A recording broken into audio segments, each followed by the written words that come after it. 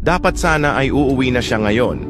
Isang masayang pagkikita sana, pero naging pinakamalungkot na balita para sa pamilya.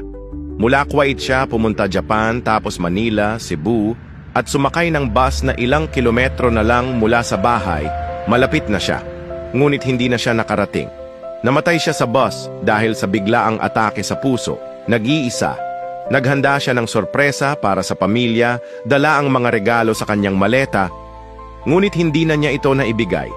Pagod siya, matagal na pagod sa trabaho ang nagpahina sa kanya. Marami ang nagsasakripisyo ng kalusugan at buhay para sa pera. Sabi ni Jesus, sapagkat ano ang pakikinabangin ng tao kung makamtan niya ang buong sanglibutan at mawawalan siya ng kaniyang buhay? Totoo ito. Walang saysay ang buhay kung wala ang Diyos. Kaya habang buhay pa tayo, unahin natin ang Diyos. Sumandal tayo sa Kanya, hindi bukas kundi ngayon. Nakakalungkot, marami ang mas mahal ang mundo at pera kaysa sa Diyos. Kung mahal mo ang Diyos, Amen.